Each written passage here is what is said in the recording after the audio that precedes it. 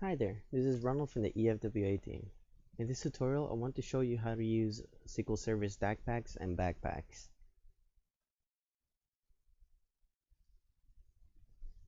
So the DACPACs and the BACPACs are two different type of files that allow you to migrate your database to a different computer or a different SQL Server instance. But while they're similar, there's a few certain key differences between the two. So the DACPAC is the file which contains the schema for the tables, the database, the stored procedures, anything else really. So the way that the DACPAC works is that, for example, say that you want to deploy this database into a different SQL Server instance. So first you can create the DACPAC. We can do this by clicking right click in the database and going to extract data to your application. So then here, for example, you can change the name.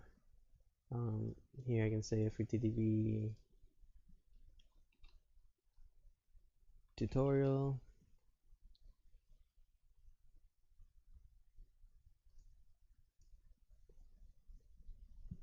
And then it'll start creating the DACPAC.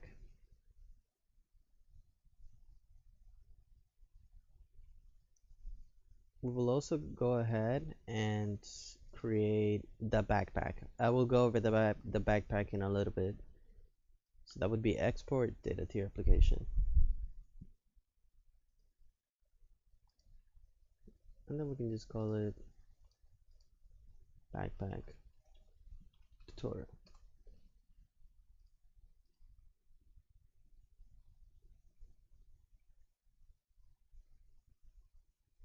Okay. So let's assume that this is a brand new database instance, server instance, and then we want to deploy the schema for the other um, database that we had in the other instance. So you can just simply right click on databases and go to deploy data to your application. We're going to look for the file that we created, the DACPAC for the tutorial. We can rename this to FTDB and then click next and it'll start deploying the database. So again, just to clarify, the DACPAC only creates the database with the schemas. The actual tables will be empty. So if we refresh the databases, here it is again. Now if we were to check the tables, you will notice that they should be empty. Now this is the main key difference between a DACPAC and a BACPAC. So now if I were to delete this database and instead of doing deploy data to your application, you do import,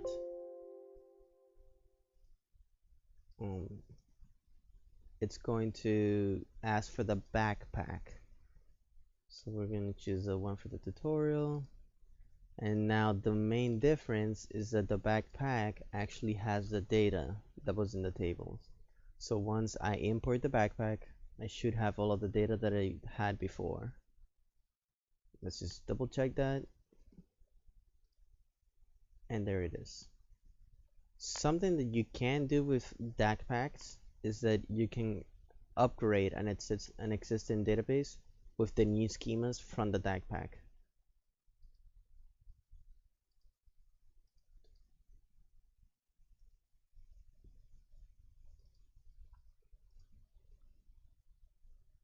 It's possible that it might not take it because it's the same schema.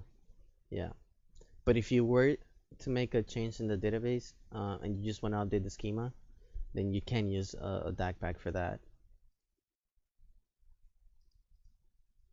Seems like it'll allow me to go through the entire process. No changes, but if you had changes, they would be listed here before you can actually upgrade. And then this is the process of upgrading the schemas. So when I go back to the tables, everything, I should still have my data there. Unless, of course, a new schema drops the table or one of the columns. Okay, that covers everything for this video. If you have any questions, please contact me, Ronald, or Dr. Masood Sujati, the product owner. Thank you.